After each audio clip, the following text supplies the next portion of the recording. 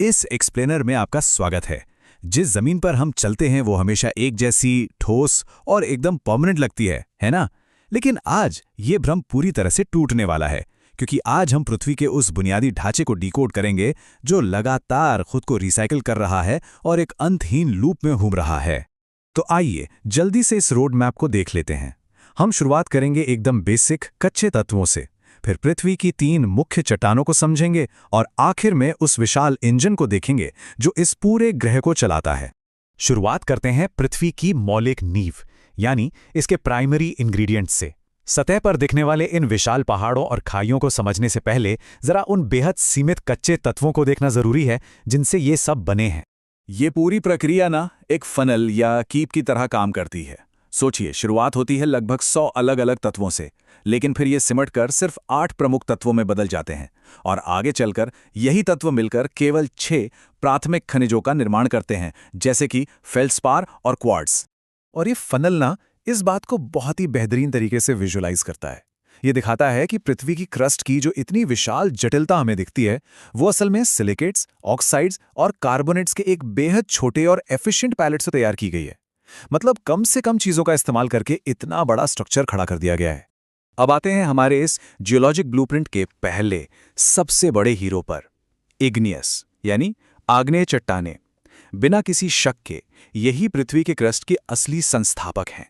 इन चट्टानों का जन्म सीधे तरल आग यानी खोलते हुए मैग्मा से होता है। पृथ्वी के बनने के ठीक बाद सबसे पहले यही बनी थी। क्योंकि ये सीधे पिघले हुए लावे से जमकर बनती हैं, इसलिए इनमें न तो कोई परतें होती है और न ही कोई जीवाश्म या फॉसिल्स। ये इतनी मजबूत होती हैं कि इन पर केमिकल वेदरिंग का जल्दी कोई असर नहीं होता और इन्हें तोड़ने के लिए बहुत ही भारी फिजिकल फोर्स की जरूरत पड़ती है। अब जो डेटा वाकई में होश उड़ा देने वाला है वो है इनका दबदबा। पृथ्वी के कुल क्रस्ट के वॉल्यूम का पूरे 90% हिस्सा, जी हां 90%, सिर्फ इन्हीं इग्नियस चट्टानों से बना है। ये सच में एक बहुत बड़ा नंबर है। इन चट्टानों का लुक और इनका स्ट्रक्चर पूरी तरह से 2 चीजों पर डिपेंड करता है, तापमान और समय। अगर मैग्मा तेजी से सतह पर आकर ठंडा हो जाए तो बेसाल्ट जैसे एकदम छोटे और बारीक क्रिस्टल बनते हैं, लेकिन अगर वही मैग्मा जमीन की गहराई में धीरे धीरे ठंडा हो तो हमें ग्रेनाइट जैसे बड़े और साफ दिखने वाले क्रिस्टल मिलते हैं। आग और गहराई के इन बातों से बाहर निकलें तो हमारा अगला टॉपिक है सेडिमेंट्री यानी अवसादी चट्टानें। इन्हें हम पृथ्वी का इतिहासकार या हिस्टोरियन भी कह सकते हैं। अगर हम बाहर टहलते हुए जमीन की तरफ देखें तो एक बात जानकर हैरानी होती है कि पृथ्वी की सतह का एक बहुत बड़ा हिस्सा, करीब 75% भाग, इसी चट्टान से ढका हुआ है। लेकिन, और यही सबसे दिलचस्प बात है, सतह पर इतना हावी होने के बावजूद पृथ्वी के कुल स्ट्रक्चरल वॉल्यूम में इसका हिस्सा सिर्फ और सिर्फ 5% है। तो जो सबसे जरूरी पॉइंट हमें यहां समझना है वो है ये शानदार सेडिमेंट्री पैराडॉक्स। एक तरफ तो सतह पर इनका इतना बड़ा साम्राज्य है, लेकिन दूसरी तरफ क्रस्ट के वॉल्यूम में इनका हिस्सा न के बराबर है। ये ऐसा है जैसे कोई चीज बाहर से बहुत बड़ी दिखे लेकिन अंदर से बहुत ही कम हो। दरअसल ये चट्टानें लगातार होने वाले कटाव और जमाव की वजह से बनती हैं। ये एकदम लेयर्स में होती हैं, इनमें छेद होते हैं और सबसे खास बात, इनमें जीवाश्म या फॉसिल्स कूट कूट कर भरे होते हैं।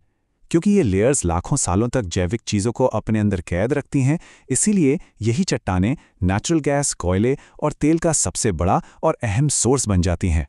ये विजुअल उस लगातार चलने वाली वेदरिंग प्रोसेस को एकदम परफेक्टली कैप्चर करता है। कैसे पानी, बर्फ और हवा पुरानी चट्टानों को काटते हैं और फिर उन कणों को परत दर परत बिछाकर पृथ्वी की सतह का इतिहास लिखते हैं। ये सच में प्रकृति की एक अद्भुत कारीगरी है। और अगर हम उस 5% वाले छोटे से हिस्से के अंदर भी जूम इन करके देखें तो वहां भी शेल का दबदबा है जो पूरे 80% हिस्से को कवर करता है। इसके बाद नंबर आता है सैंडस्टोन और लाइमस्टोन का।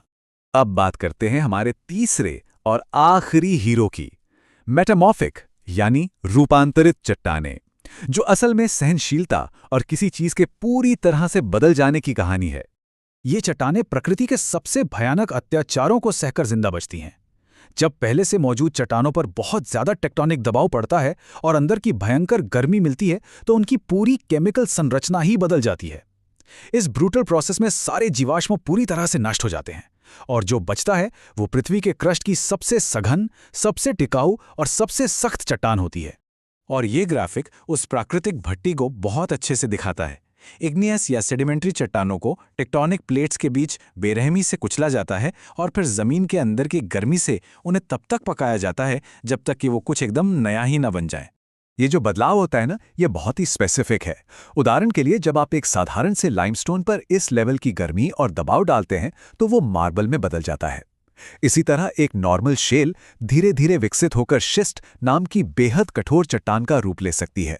इन तीनों प्रकार की चट्टानों से मिलने के बाद अब थोड़ा पीछे हटते हैं और बड़ी पिक्चर देखते हैं कि ये सब आपस में जुड़ते कैसे हैं। एक अंतहीन भूवैज्ञानिक चक्र। आइए इस मैट्रिक्स पर एक नजर डालते हैं। ये उत्पत्ति से लेकर फॉसिल्स और क्रस्ट वॉल्यूम तक हर चीज को बड़ी आसानी से समराइज कर देता है। ये साफ तौर पर साबित करता है कि हर चट्टान का कैरेक्टर और उसका रोल एक दूसरे से बिल्कुल अलग है। लेकिन इस पूरे टॉपिक का जो सबसे बड़ा सीक्रेट है वो ये है कि ये तीनों कैटेगरीज कोई परमानेंट आइडेंटिटी नहीं है। ये तो बस एक कभी ना खत्म होने वाले लूप के कुछ टेम्पररी फेज हैं। एक ऐसा इंजन जो पिघलने, दबाव और वेदरिंग के दम पर लगातार चलता रहता है। तो इस पूरे एक्सप्लेनर से हम एक बहुत ही गहरा विचार लेके जा सकते हैं कि पृथ्वी कोई रुकी हुई मूर्ति नहीं है, बल्कि एक एक्टिव इंजन है। ये निर्माण, विनाश और पुनर्जन्म का एक ऐसा चक्र है जो कभी नहीं रुकता। तो सोचने वाली बात यह है कि जिस पत्थर पर हम अभी खड़े हैं, क्या वो जमीन के अंदर जाकर लावे में पिघलने का इंतजार कर रहा है, या फिर आने वाले समय में हवा उसे धीरे धीरे उड़ा ले जाएगी।